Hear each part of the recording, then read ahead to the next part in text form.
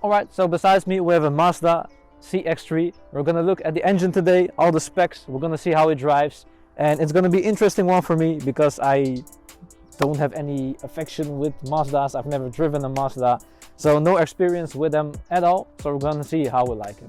Alright, so if we have a look at the back of the car, we see a pretty nice design in my opinion. As we can see, the windows are tinted at the back. We have a bit of a roof spoiler that the simpler models don't have. This is a specific sport package, so it looks better, looks more sporty. And at the back we even have two exhaust pipes, and if we have a look, they're real, not exaggerated, they're real, with a 4-liter V8 in this beast. No, I'm just kidding. I know, it doesn't have gas struts. So, okay, must be nice. But to defend it, it isn't the most expensive car, so you don't have to expect all of the fancy things that you get in other cars. For example, the new Golf R of the Golf 8R doesn't even have gas struts, so it is what it is. It's sporty nowadays. Talking about the V8 4-liter, it's actually a 2.0 4-cylinder. The car makes 120 horsepower, and in this specific model we have a 6-speed manual. It does about 9 seconds from 0 to 60, 62, about as fast as the Toyota Yaris that we did a while ago. But it's cool, it's alright for an everyday car. You don't really need much more, I guess. It is a crossover, so it's just to have a little bit more space. It's not a Mazda CX-3 R upped RS. Mazda CX-3 Nismo spec, 300 horsepower, Stu22. Alright, so looking at the side of the car, we see it has good white paint. There are some cars which the white paint is really dull, it isn't that nice, it doesn't really have a pearly effect. This doesn't have the pearl effect either, but it is just really clean white look, so I like it in comparison to other cars. As you can see on the door handles, we do have keyless go doors, or keyless open, keyless go in the car. Only on this specific model, it's a 2014 model. The car is a model of 2016. In comparison, the Golf 7 already had it pretty integrated on the door. This is of course a bit of a different league if you want to compare it, but it has a specific button, so if you push the button it opens or closes the car, and in this example if you just walk away it will automatically close itself. So as we can see, because the car is a crossover, it does need to have some sort of off-road feeling. So in this case we have the black plastic trims all underneath the car. We have pretty big wheels in this case. So the car has 18-inch wheels, and I do like the contrast of it because the inside and the spokes are like anthracite dark gray color, and the front of the wheel is a brushed aluminium. So I do have to say they look really good, and I do really like the design of the wheels.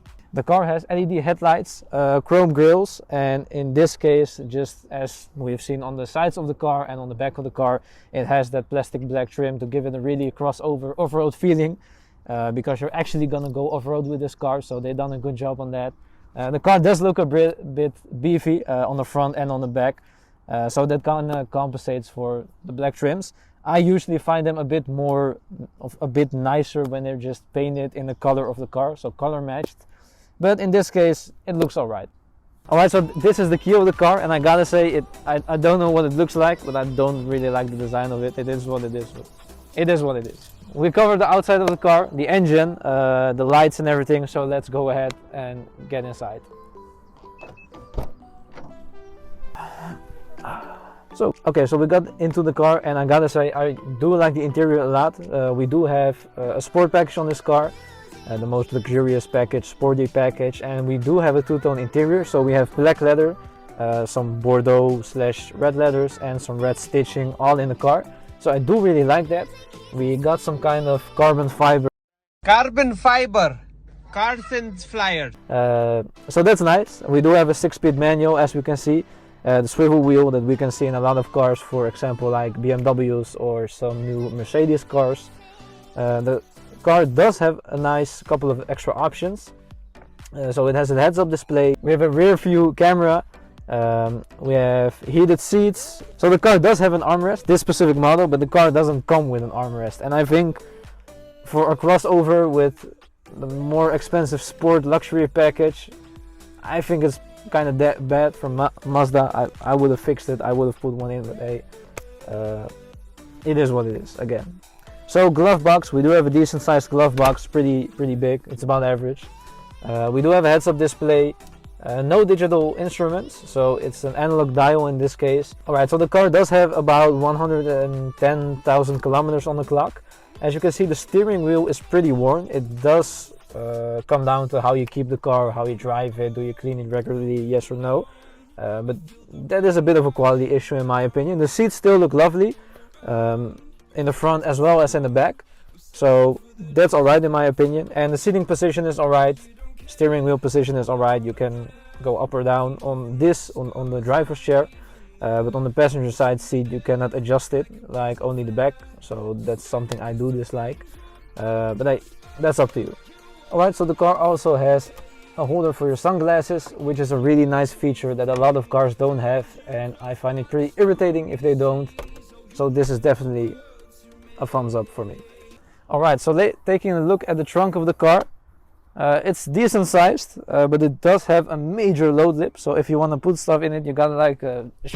It's alright. You can take your luggage with you to the airport. You can do nice groceries. It's a pretty decent sized trunk. I don't know if we can lift up the false floor. Alright, so you can lift up the false floor, but then you just have the trunk storage of a Volkswagen Polo. So it doesn't really get better from there. So it is what it is, but it's kind of a crossover Polo, kind of a bigger Polo, so it is what it is. So we'll end it off at the back. So it is a crossover, so it should have some more size. I gotta say, the driver's seat is pretty far back.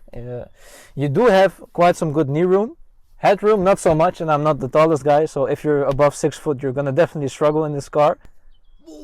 Yeah, you don't have a lot of space galore, loads of knee room, lots of headroom. You can no, but the seats are fine. It is pretty comfortable. Only just like I'm saying, if you're kind of a bigger person, taller than 6 foot, you're gonna definitely struggle in this car. We don't have an armrest in the back. We don't have cup holders in the back. We do have some carbon fiber in the back, so that's nice. It is what it is. Yet again, we see the two-tone in the interior, but that's about it in the back. We do have tinted windows. They're pretty small. And I have no idea if they go all the way down, so we're gonna find out now. Oh, the doors also don't really open up that much, so you're gonna struggle getting out of the car. Ah, okay. No, they don't. I think it's easier to get in and out of a Lamborghini Huracan or a Aventador than this, but... What is this? You're over-exaggerating. Welcome to your first driving lesson. It's important that you first check your mirrors, your seating position. Firstly, your seating position, then your mirrors, and also safety first. So, fun fact. It is touchscreen. But if you drive faster, it doesn't work anymore. Touchscreen. Ah. Because it's all about safety. Safety first. All right. There you go. Your backup camera.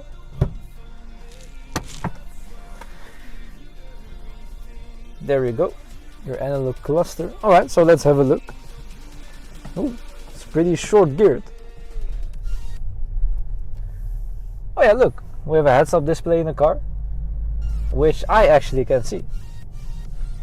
Yes, sir? Yeah, I can see the kilometers on. Oh no, I see nothing. Yeah, you gotta look in between the lines to like kind of see it. But you can adjust the height of the heads-up display. Or you just have a different seating position. It's up to you. Exactly. So, but I do have to say, it drives good. Drives better than expected. Gears are really light. Steering is alright. It's not really Nissan GTR, but it is what it is. You shouldn't go cornering in it. No. Why are you comparing this to... From all the cars you can compare it to, you compare it to Nissan GTR. Yeah, I was thinking of a car that's good in cornering. Like, okay, the Volkswagen Golf, maybe a Nissan GTR. But those are not crossovers. Almost. This is what it is. The Polo crossover. Polo crossover, GTI.